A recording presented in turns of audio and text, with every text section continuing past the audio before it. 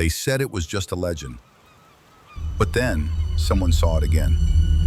In Loch Ness, something moved. There's a place in the Scottish Highlands that hides one of the greatest mysteries of the modern world. A deep lake, shrouded in mist and legend, where many claim to have seen something that defies all logic. This is Loch Ness, and the legend that has haunted its dark waters for centuries is that of a supposed creature lurking beneath the surface, the infamous Loch Ness Monster. But how much truth is buried in this tale? Get ready to dive into a mystery that spans generations.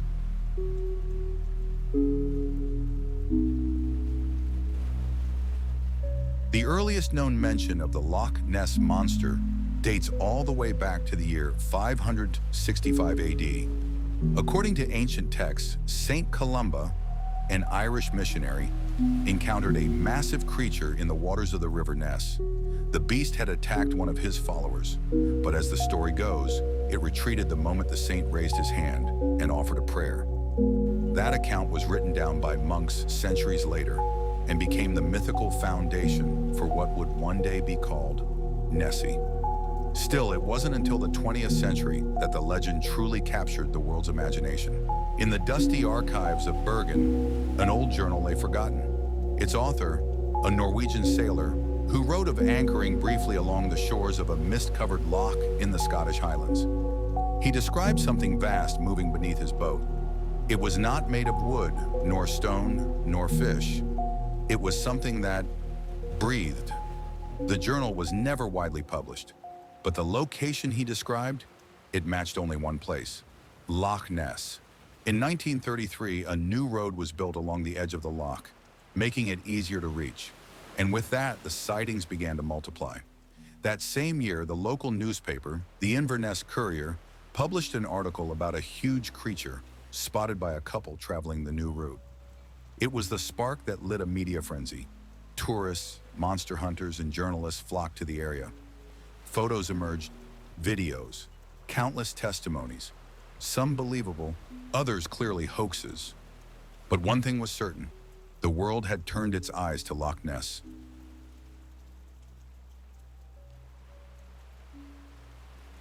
It was a moonless night.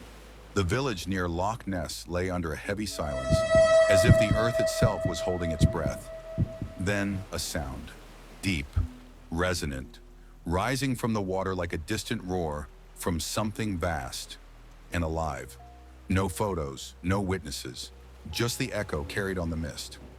But for the oldest souls in the village, that was enough.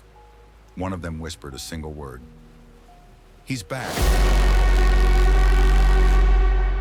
In 1934, the most iconic image of the creature surfaced. It became known as the surgeon's photograph, a long serpentine neck emerging from the water, eerily reminiscent of a dinosaur. For decades, it was hailed as the strongest evidence of the monster's existence. But in 1994, the truth came out. It was a hoax, a toy submarine, cleverly staged. Still, the photo remains a powerful symbol, a pillar of the legend.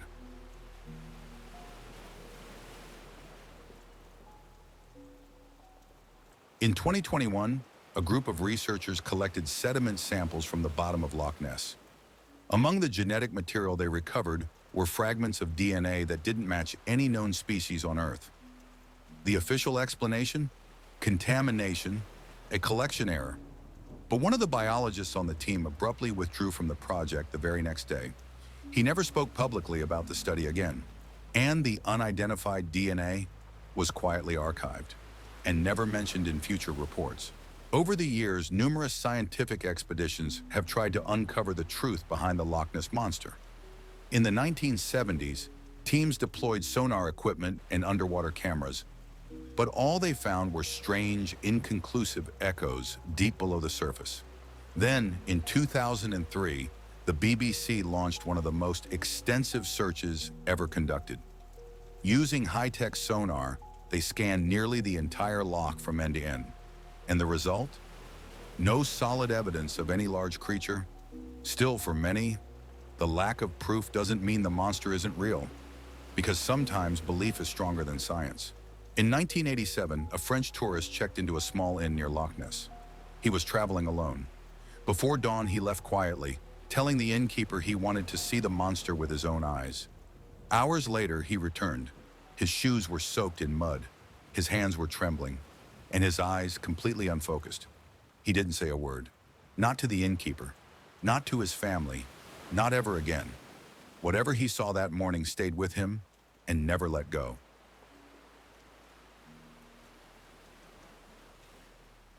To many scientists, the mystery has a far simpler explanation.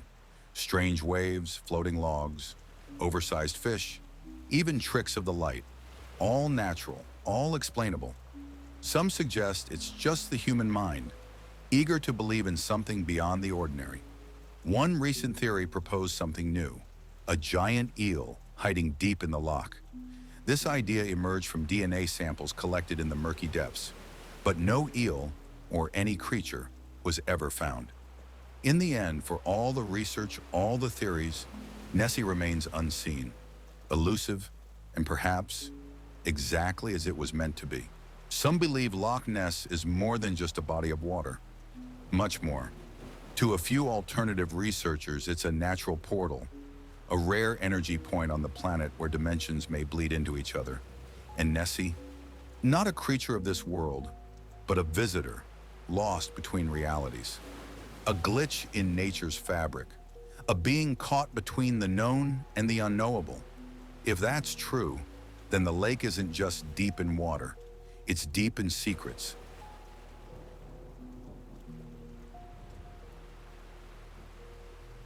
Perhaps we'll never truly know what lurks in the dark depths of Loch Ness. Maybe the monster is nothing more than a reflection of our deep desire to believe in the unknown. But every time the mist rolls over those still waters and the wind whispers through the Scottish hills, there's always someone watching the lake, waiting or fearing that the creature might rise again. Because in the end, legends never die. They simply hide, waiting for the next curious gaze.